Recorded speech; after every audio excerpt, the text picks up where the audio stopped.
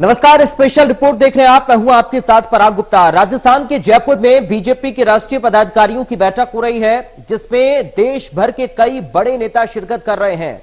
बैठक को बीजेपी अध्यक्ष जेपी नड्डा और पीएम मोदी ने संबोधित किया। पीएम मोदी ने कहा कि हमें देश के सामने आने वाली चुनौतियों को पूरा करना है और इस पार्टी के रूप में और स्वरूप को जब हम देखते हैं तो गर्व तो होता ही है, लेकिन इसके निर्माण में खुद को खपाने वाले पार्टी के सभी लोगों को मैं नमन करता हूं। पीएम मोदी खुद जयपुर नहीं गए हैं, उन्होंने इस बैठक में वर्चुअली तरीके से हिस्सा लिया। जेपी नड्डा ने पीएम मोदी के संबोधन से पहले गहलोत सरकार पर जमकर निशाना साधा। उन्होंने कहा कि राजस्थान का नाम गहलोत सरकार के कुशासन के चलते बदनाम हो रहा है। तो भारतीय जनता पार्टी की बड़ी बैठक राजस्थान में चल रही है और महामंथन इस बैठक में बीजेपी कर रही है। पीएम मोदी ने वर्चुअली जुड़कर इस बैठक को संबोधित किया, कांग्रेस पर निशाना साधा। जेपी नड्डा ने गहलोत सरकार को निशाने पर लिया। पीएम मोदी ने कहा कि पहले सरकार से लोग अपेक्षा नहीं करते थे, लेकिन 2014 के बाद से लोगों की सोच में बदलाव आया है। तो बीजेपी की ये अहम बैठक मानी जा रही है। जयपुर में भारतीय जनता पार्टी का ये महामंथन चल रहा है। राजस्थान की राजधानी जयपुर में बीजेपी की बड़ी बैठक, जिसमें कांग्रेस बीजेपी के कई बड़े दिग्गज नेता शामिल हुए हैं। खुद प्रधानमंत्री वर्चुअली इस बैठक से जुड़े हैं और उन्होंने इस बैठक को संबोधित किया। पीएम मोदी ने इस बैठक को संबोधित करते हुए कांग्रेस को निशाने पर लिया। उधर जेपी नड्डा ने भी गहलोत सरकार पर निशाना साधा। तो जयपुर में बीजेपी ने यह बैठक ऑर्गेनाइज की है। इस बैठक के मायने क्या है, यह समझना बहुत ज्यादा जरूरी है। इस बैठक के बाद क्या कुछ पार्टी बड़े फैसले लेगी या फिर किस तरह की रणनीति आने वाले इलेक्शंस में पार्टी की रहेगी, यह देखना अहम होगा। और बड़ी और अहम बैठक, इस बैठक को बीजेपी की माना जा रहा है। तो भारतीय जनता पार्टी की बैठक जयपुर में आयोजित की गई है, जिसमें बीजेपी के बड़े और दिग्गज नेता मौजूद हैं। राष्ट्रीय पदाधिकारी बैठक इसे नाम दिया गया है। खुद प्रधानमंत्री मोदी इस बैठक से वर्चुअली जुड़े और उन्होंने अपना संबोधन दिया। कई सारी बातों का जिक्र पीएम मोदी की ओर से इस बैठक में अपने संबोधन के दौरान किया गया। इससे पहले भारतीय जनता पार्टी के राष्ट्रीय अध्यक्ष जेपी नड्डा ने भी इस बैठक को संबोधित किया। बीजेपी के नेताओं, पदाधिकारियों, कार्यकर्ताओं को संबोधित करते हुए कई सारी बातें जेपी नड्डा ने भी कही।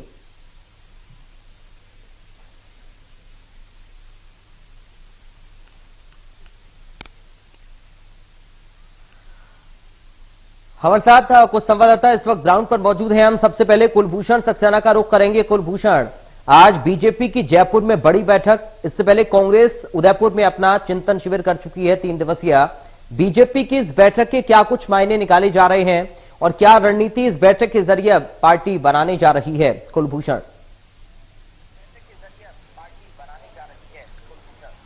देखिए, इसके पहले कांग्रेस का चिंतन शिविर 3 दिन का आयोजन हुआ था जयपुर में और अब बीजेपी का।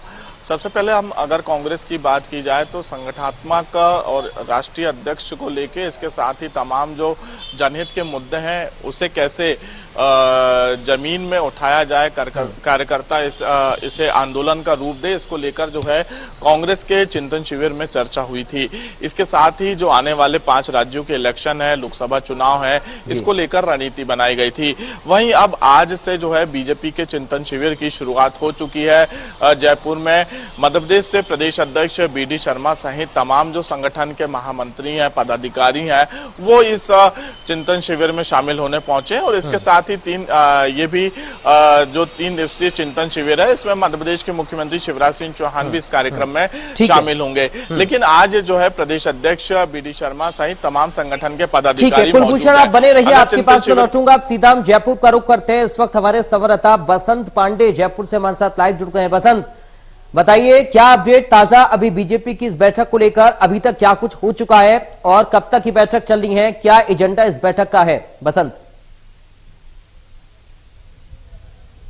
देखिए, निश्चित तौर पर अलग अलग सत्र रखे गए हैं। पहला सत्र सुबह 10 बजे शुरू हो गया था और कई मायनों में 3 दिवसीय जो ये मंथन है कई मायनों में अहम भी माना जा सकता है, क्योंकि राजस्थान में 2023 में चुनाव होने हैं, इसको लेकर जो है चर्चा भी की जाएगी, साथ ही साथ एक रणनीति भी बनाई जाएगी। क्योंकि पूर्व में देखने को मिला था कि कांग्रेस का चिंतन शिविर था, वहां पर भी रणनीति बनाई गई थी, केंद्र का आला कमान जो है वो भी पहुंचा था, सोनिया गांधी, राहुल गांधी वो भी वहां पहुंचे, तो 3 दिन तक मंथन किया गया था। अब कांग्रेस के बाद जो है बीजेपी की ओर से मंथन किया जा रहा है। सुबह जिस तरह पहले सत्र के दौरान प्रधानमंत्री नरेंद्र मोदी ने अपना उद्बोधन दिया तो उन्होंने कांग्रेस पर भी निशाना साधा कि कांग्रेस सरकार के समय जवाबदेही नहीं होती थी और जनता जो उम्मीद लगाए बैठी थी उस पर भी कांग्रेस खरा नहीं उतरती थी। लेकिन अब जो है 2014 के बाद जब से बीजेपी जो है केंद्र में आई है उसके बाद जो आम जनता की उम्मीद थी उस पर बीजेपी खरा उतर रही है। पहले देखने को मिलता था सरकार की जो सरकारी योजनाएं थी उनका लाभ गरीब से गरीब को नहीं मिल पाता था, लेकिन अब जो है गरीब को जो है सरकारी योजनाओं का लाभ भी मिल रहा है। 3 दिन तक अलग अलग जो है सत्र रखे गए हैं जिसमें पार्टी के पदाधिकारी जो है चर्चा करेंगे संगठन को आगे मजबूती प्रदान करने को लेकर। इसके साथ साथ ही देश भर के 136 बीजेपी के शीर्ष जो नेता हैं वो इसमें शिरकत कर रहे हैं। साथ ही साथ राज्यों के पूर्व मुख्यमंत्री, संगठन के राज्यों के प्रदेशाध्यक्ष, कोषाध्यक्ष, महामंत्री वो इसमें सम्मिलित हुए हैं और 3 दिन तक अलग अलग सत्र रखे गए हैं जिसमें आगामी चुनाव को लेकर रणनीति भी बनाई जाएगी और किस तरह किन किन मुद्दों को लेकर राजस्थान में कांग्रेस सरकार को घेरा जाए इस पर भी मंथन किया जाएगा। ठीक है बसंत, आप हमारे साथ बने रहिए। अब सीधा हम रायपुर का रुख करेंगे। ब्यूरो चीफ ओम प्रकाश चंद्राकर इस वक्त हमारे साथ रायपुर से जुड़ गए हैं। ओम प्रकाश, उत्साह और उमंग के बीच भारतीय जनता पार्टी को क्या कुछ मिलने जा रहा है? एक नए जोश को भरने की तैयारी में पार्टी है कार्यकर्ताओं के अंदर, क्या निकलेगा इस महामंथन से?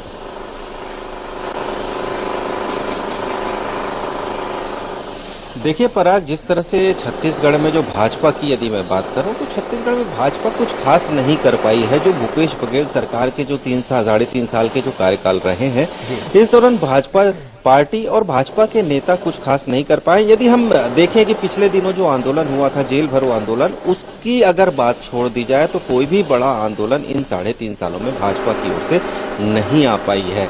भाजपा लगातार 15 साल सत्ता में रही, उसके बाद अगर वर्तमान हालात की बात करें तो फिलहाल भाजपा संगठित नजर नहीं आ रही है। ऐसे में ये जो बैठक हो रही है, कार्य समिति की बैठक जयपुर में, एक भाजपा के जो जमीनी स्तर के जो भाजपाई है उनके लिए एक उम्मीद की किरण है, क्योंकि जो फैसला वहां होना है उसके मुताबिक जो है छत्तीसगढ़ के अंदर वर्तमान जो आने वाले समय में जो कार्य योजना है वो तैयार होगी। लेकिन हमने जिस तरह से मैंने अभी थोड़ी देर पहले ही मैंने आपसे बात की कि भाजपा जो है कुछ खास नहीं कर पाई। हालांकि प्रदेश प्रभारी डी पुरंदेश्वरी लगातार छत्तीसगढ़ के दौरे पर आती रही है। उन्होंने बस्तर पे फोकस किया, उन्होंने सरगुजा पे फोकस किया जो सत्ता की सीढ़ी कहा जाती है, और तो वहां उन्होंने फोकस किया और कार्यकर्ताओं से मेल मुलाकात का जो दौर है उन्होंने किया। लेकिन इस दौरान कोई भी भाजपा का बड़ा जो नेता है उनसे उन्होंने दूरी बना के रखी थी। तो जाहिर तौर पे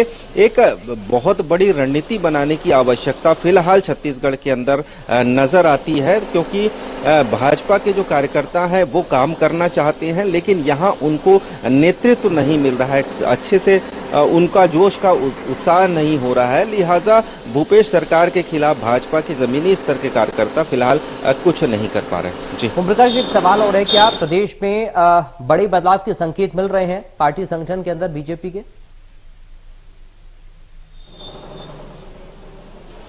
जी बिल्कुल, प्रदेश के अंदर जिस तरह से बदलाव के संकेत तो काफी दिनों से मिल रहे हैं, लेकिन फिलहाल फैसला जो है आला कमान को लेना है, फैसला भाजपा का जो राष्ट्रीय नेतृत्व है उसको लेना है। लेकिन इस बात की सुगबुगाहट जरूर शुरू हो गई है और इस बात के कयास भी लगाए जा रहे हैं कि प्रदेश संगठन में काफी बदलाव होने वाला है, क्योंकि जिस तरह से फिलहाल जो पिछले 3.5 साल का जो भाजपा का विपक्ष की जो भूमिका रही है वो उतनी धारदार नहीं रह पाई है जितनी भाजपा कभी हुआ करती थी। और भाजपा जिसके लिए माना जाता रहा है कि उनकी जो जोरदार भूमिका रहती है विपक्ष में भी, तो फिलहाल अभी 3.5 सालों में ऐसा कुछ देखने को नहीं मिल पाया। ठीक है, कुलभूषण आपके पास में आ रहा हूं।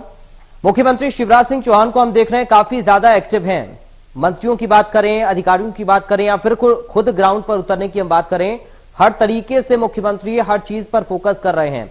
जो ये बैठक होने जा रही है इसमें वीडी शर्मा, जो बैठक चल रही है इसमें वीडी शर्मा खुद वहां पर मौजूद हैं। प्रदेश के संगठन की और मजबूती के लिए क्या रणनीति पार्टी की है, इस बारे में कोई संकेत अगर आपके पास है तो बताइए।